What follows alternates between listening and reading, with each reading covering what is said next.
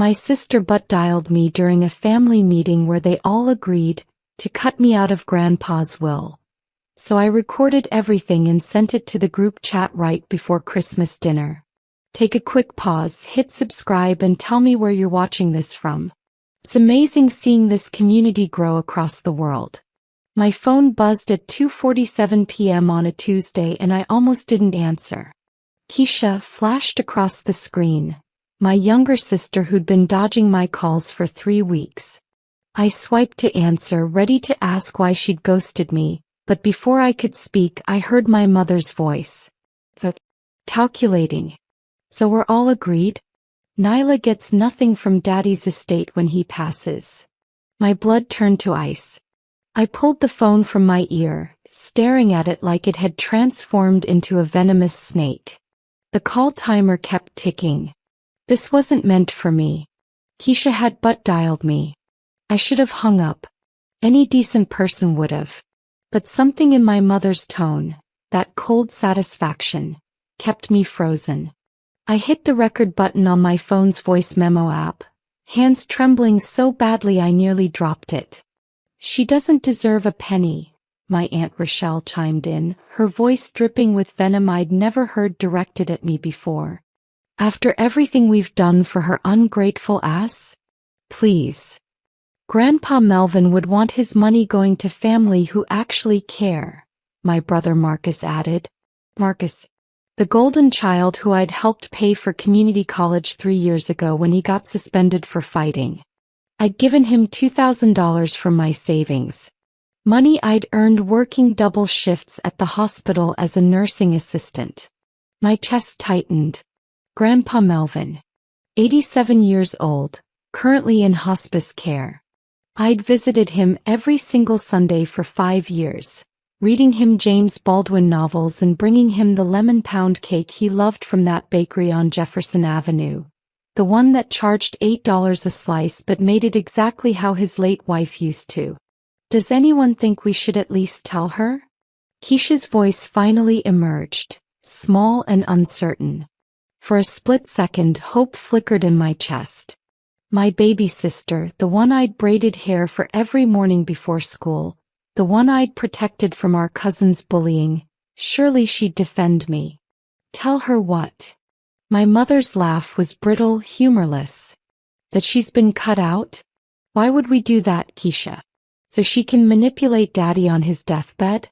We all know how she operates. She's been playing the perfect granddaughter for years, probably for this exact reason. I pressed my hand against my mouth, swallowing the sob threatening to escape. The walls of my apartment suddenly felt suffocating. Through my window I could see families walking in the park across the street, normal people having normal Tuesdays. Meanwhile, my entire family was plotting against me like I was some scheming villain in a Tyler Perry movie. Mama's right, Marcus said. Nyla's always been calculated. Remember when she got that scholarship to nursing school? Didn't even tell us she applied until after she got in. She thinks she's better than us. That scholarship. I'd cried for 3 hours when I received that acceptance letter because it meant I could finally escape the chaos of our household, get an education, build something for myself. I'd been 17 working at Burger King after school, saving every dollar because nobody else was going to pay for my future. The will's already been modified, Aunt Rochelle continued. I went with Mama to the lawyer last Thursday. Cost us $500, but it's done. Everything's split 4 ways now, between you kids and me. 4 ways. Keisha, Marcus, our mother, and Rochelle. What about the house on Maple Street? An unfamiliar male voice cut through the conversation. I jerked upright, pressing the phone harder against my ear. Who else was in this meeting? That's the best part, my mother said, and I could hear the smile in her voice. The rental property goes to me outright. Daddy signed the deed transfer last month. Nyla thinks she's getting that house because Daddy promised it to her, but that was before she started acting brand new. Before she moved to that fancy neighborhood and stopped coming to family gatherings. My vision blurred. That house. Grandpa Melvin had held my hand 2 years ago, sitting on his porch during one of our Sunday visits, and said, "Baby girl, when I'm gone, this house is yours. You're the only one who understood why I kept it. You're the only one who sees it as more than just rental income." That house was where my grandmother had taught me to make her famous sweet potato pie, where I'd spent summers learning to tend the garden, where Grandpa had helped me study for my nursing boards, quizzing me until 2 a.m. "Who's that talking?" Keisha asked. "Is that Mr. Bernard?" "Yeah, I asked Curtis Bernard to stop by," Aunt Rochelle replied. "He's not officially representing us, just giving friendly advice. Curtis, you remember my niece Keisha, right? You went to high school together." Curtis Bernard. I remembered him. Rochelle's neighbor's son who'd gone to law school. He'd asked me out once at a family barbecue 6 years ago. I'd politely declined because he'd spent the entire conversation talking about his BMW and his condo. Apparently, rejection had consequences. "So legally, Nyla has no claim?" my mother pressed. "If the will's been properly executed and Melvin was of sound mind when he signed, no," Curtis said clinically. "But what if she contests it?" Marcus asked. "She's stubborn like that." "Let her try," my mother snapped. "We have documentation that she neglected Daddy. Remember that weekend in July when she went to Miami for her friend's bachelorette party? Daddy fell and had to wait 6 hours before someone found him. That's elder abuse by omission." My stomach dropped. That weekend, I'd arranged for a home health aide to check on Grandpa 3 times daily. I'd called him twice a day. I'd even had meals delivered from his favorite restaurant. But when I returned, my mother had sent the aide home early to save money, and nobody had checked on him that Saturday afternoon. When I'd found out, I'd spent the entire night at the hospital with him, sleeping in a chair beside his bed. He'd squeezed my hand and said, "Not your fault, baby. Never your fault." "That's genius, Mama," Keisha said quietly. Too quietly. He knew. She'd been there when I'd argued with our mother about sending the aide home. "This isn't just about money," Aunt Rochelle added. "It's about principle. Nyla's had this holier-than-thou attitude since she got that nursing degree. She talks to us like we're beneath her. Remember Thanksgiving 2 years ago when she brought that bougie sweet potato casserole with the pecans and marshmallows? She knows Mama can't afford ingredients like that. It was disrespectful." I wanted to laugh. Or scream. Or both. That casserole had cost me $32 to make because I'd wanted to contribute something special to a holiday dinner where I'd been explicitly told not to bring anything. I thought I was being helpful. Apparently, I'd been committing some unspoken crime of making others feel inadequate by trying too hard. The call continued, but my mind was elsewhere, replaying every family interaction through this new, devastating lens. "When do we tell her?" Marcus asked. "After the funeral?" "Why tell her at all?" my mother responded. "She'll find out when she finds out. Let her show up expecting an inheritance that isn't coming. Maybe it'll teach her some humility." Something inside me snapped. Not loudly. Not dramatically. Just a quiet, clean break. Like a bone fracturing under pressure it was never meant to bear. These people, my blood, were conspiring to humiliate me at my grandfather's funeral. They wanted me blindsided, grieving, and publicly devastated. They wanted a spectacle. "I still think we should," Keisha started. "Keisha, baby, you're too soft," Aunt Rochelle interrupted. "Nyla's been playing all of us for years. You think those Sunday visits were about love?" She was securing her bag. "Well, the bag's closed now." The recording on my phone read 43 minutes. I had every word. Every conspiratorial whisper. Every calculated manipulation. My finger hovered over the stop button, but I waited. I needed to hear it all. "What about Christmas?" Marcus asked. She'll be at dinner, right? Of course, my mother said. I invited her last week. She's bringing that 7-layer chocolate cake she always makes.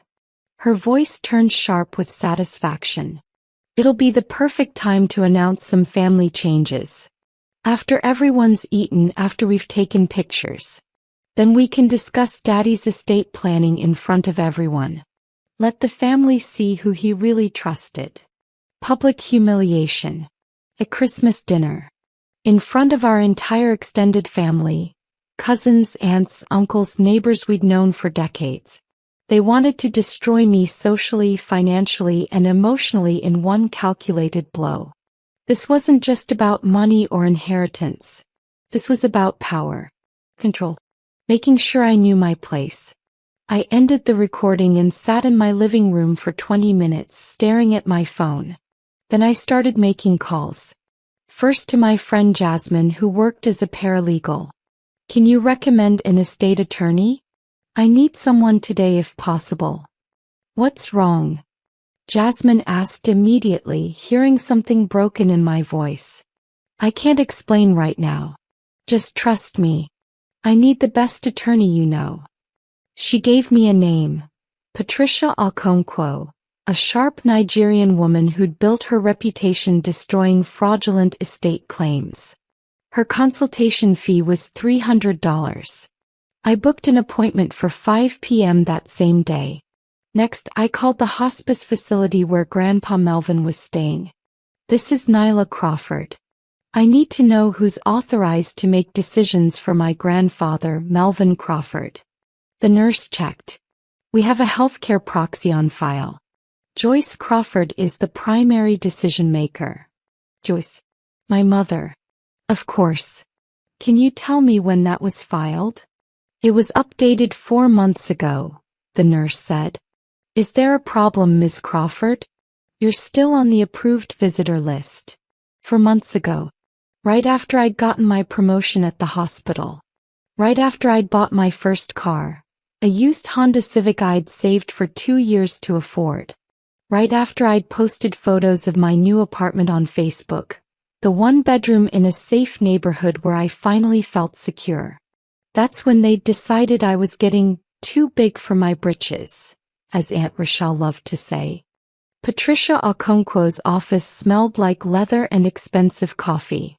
She was 50-something with gray locks pulled into an elegant bun and reading glasses that she peered over like a judge evaluating evidence. I played her the entire recording. Her expression never changed, but her fingers drummed once against her mahogany desk. Do you have documentation of your relationship with your grandfather? Receipts for things you've purchased for him? Photos? Text messages? Yes. I pulled out my phone, scrolling through years of evidence. Receipts from the bakery, dated every Sunday for 5 years. Text messages where Grandpa called me his favorite person in the world. Photos of us together, him smiling in ways he never smiled with anyone else. Cards he'd sent me for birthdays, graduations, holidays. And you've been the primary visitor? Patricia asked. I keep a log. I did. In a journal I'd started when Grandpa first got sick. Every visit. Every conversation. Every time I'd called to check on him.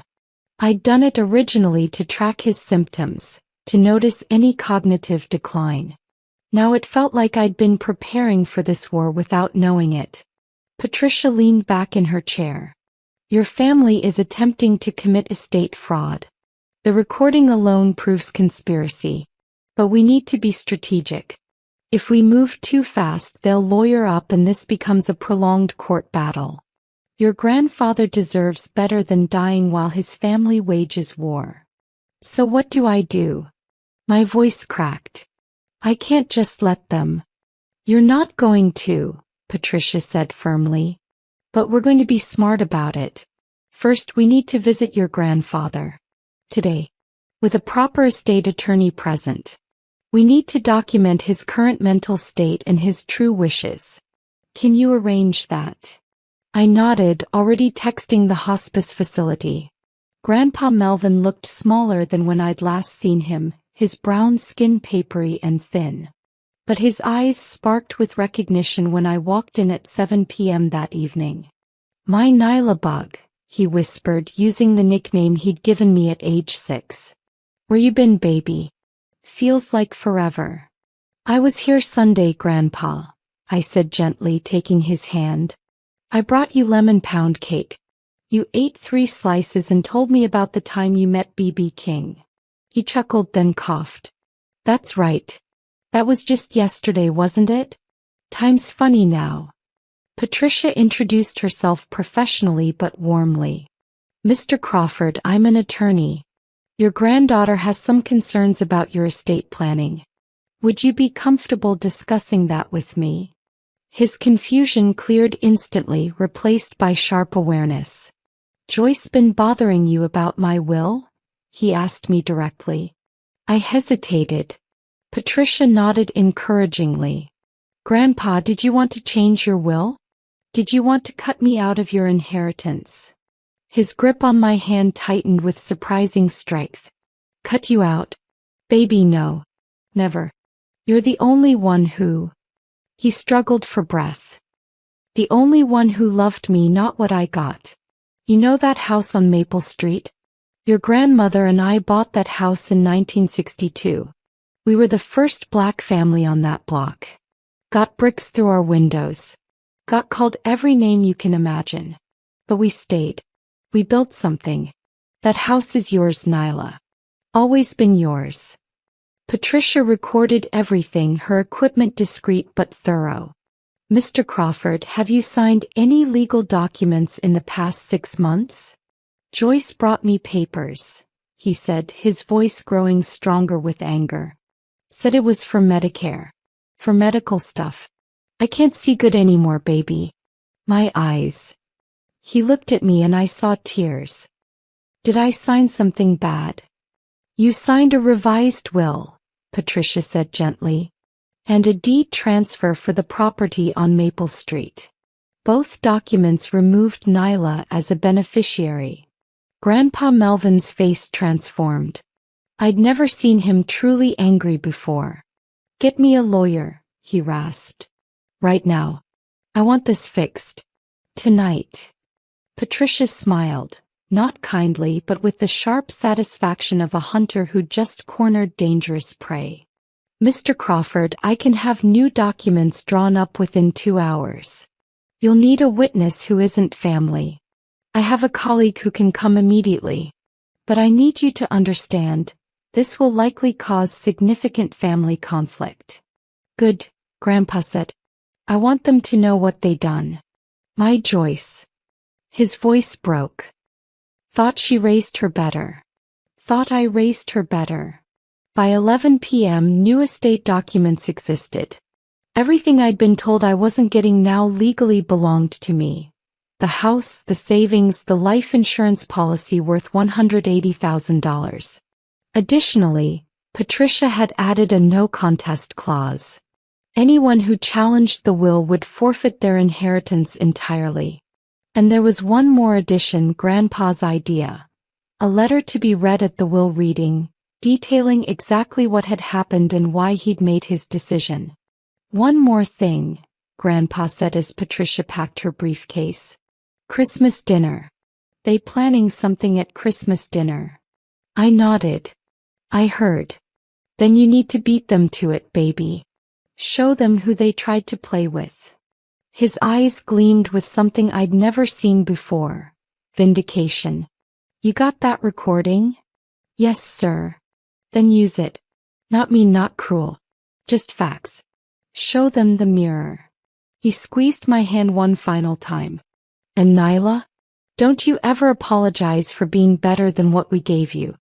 Your grandmother would be so proud of who you became." Christmas was 18 days away. I played the perfect granddaughter, the oblivious target. I texted Keisha about what kind of wine to bring to dinner. I called Marcus to ask if he wanted help picking out a gift for his daughter. I sent my mother a recipe for the mac and cheese she'd requested I make. Every interaction felt like swallowing glass, but I maintained the performance. They wanted to humiliate me publicly? I give them a stage. I spent those 18 days preparing meticulously. I made copies of the recording, digital and physical backups stored in 3 different locations. I documented every interaction with my family, every text message screenshot and saved. Patricia drafted legal cease and desist letters for each family member involved in the conspiracy, ready to be filed the moment I gave the word.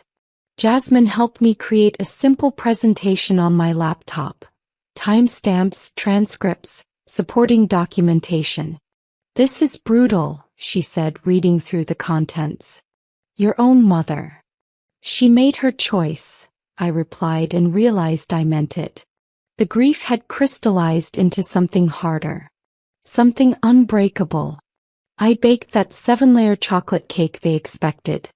I bought thoughtful gifts for everyone, even Aunt Rochelle. I RSVP'd yes to Christmas dinner with enthusiasm. My mother called 2 days before to confirm. "You're still coming, right, baby?" "Wouldn't miss it for the world, Mama," I said sweetly. "Wouldn't miss it for anything." The night before Christmas dinner I couldn't sleep. Not from anxiety but from anticipation.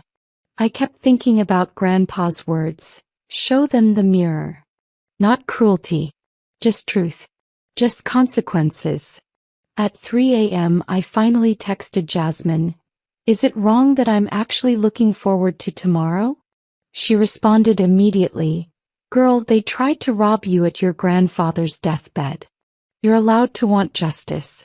Now get some sleep. Tomorrow's your Super Bowl." Christmas dinner was at Aunt Rochelle's house. A sprawling 4-bedroom she'd somehow bought despite working part-time at a call center. Grandpa's money had funded that purchase 3 years ago. "Family takes care of family," he'd said at the time. I wondered if he'd known then that she'd betray him later. I arrived at 2 p.m. sharp, carrying my cake and wearing a red dress my mother had always said made me look too fancy. Good. I wanted to look unforgettable. "Nyla." Keisha hugged me, her embrace lasting a second too long, her guilt palpable and pathetic. "That dress is gorgeous." "Thank you, baby sis." I smiled warmly, watching her flinch at the affection. "You look beautiful too." The house was packed, 30-some family members, friends, neighbors. Everyone who mattered in our social circle. Perfect. I set up my cake in the kitchen, made small talk, complimented cousins' children, and laughed at uncle's jokes. I was charming. Delightful. Completely at ease. At 4 p.m. after everyone had eaten, my mother stood up and clinked her wine glass. "I want to make an announcement about Daddy's estate planning." This was it. I pulled out my phone casually like I was checking a message. "As you all know, Daddy's not doing well," my mother continued, her voice taking on that false sadness she'd perfected. "We've had to make some difficult decisions about his care and his estate. Some people may be surprised by those decisions, but we've done what's best for family." She looked directly at me. Triumphant. Pooh. I smiled back and opened the family group chat, the one with 43 members including everyone in this room. My finger hovered over the send button. "Actually, Mama," I said, standing up, "I have an announcement too. Something I think everyone should hear." The room fell silent. My mother's face flickered with confusion, then alarm. She sensed something wrong, but it was too late. I'd already hit send. 43 phones buzzed simultaneously. Heads bent. Eyes widened. The silence shattered into gasps, muttered curses, shocked exclamations. "What did you do?" my mother hissed. I walked to the center of the living room, positioning myself where everyone could see me.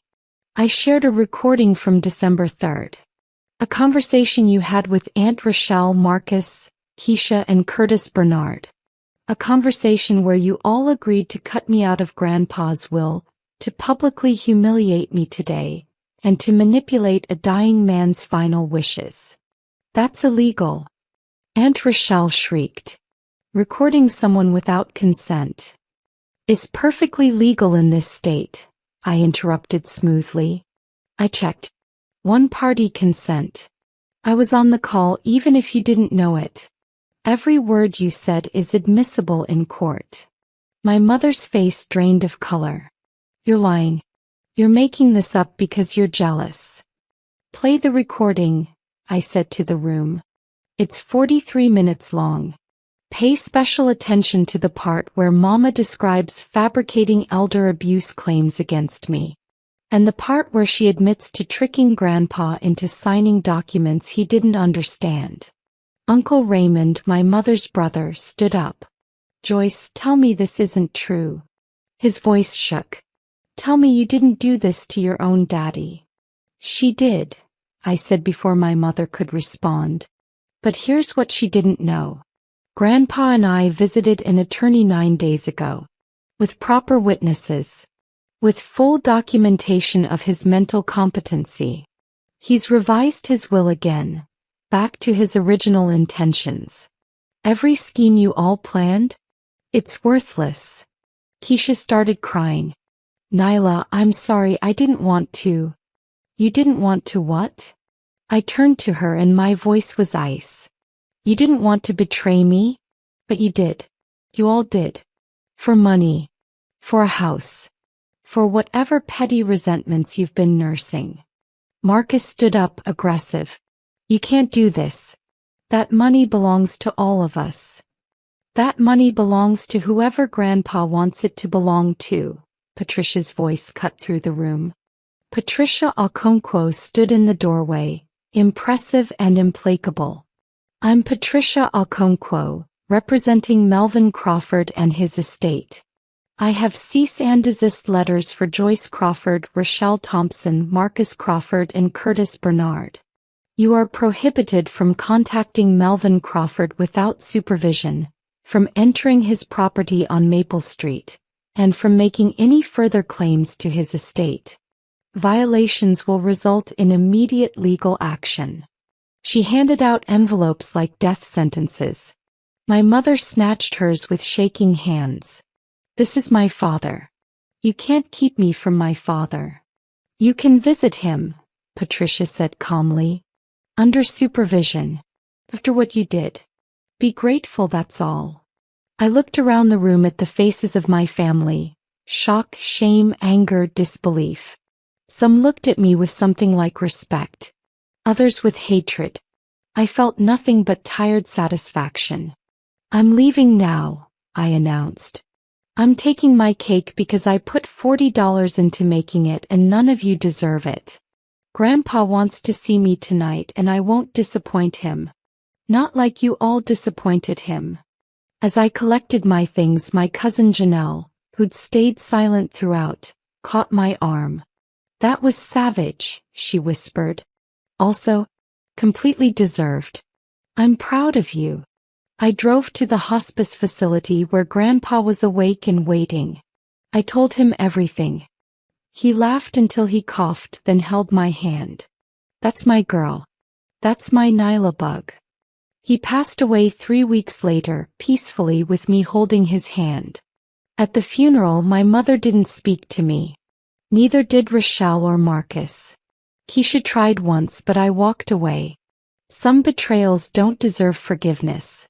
The house on Maple Street became mine. I quit my hospital job and started a home healthcare business, hiring nurses to care for elderly patients with dignity and love. I named it Melvin's Grace. The inheritance? I used part of it to establish a scholarship for young Black women pursuing nursing degrees. The rest I invested wisely, building the future Grandpa wanted for me. Sometimes I sit on the porch of that house on Maple Street drinking sweet tea and reading James Baldwin, and I can feel him there. Proud. Vindicated. Free. My family tried to reconcile months later. I declined. Some doors once closed should stay that way. Not from bitterness, but from wisdom. From knowing my worth.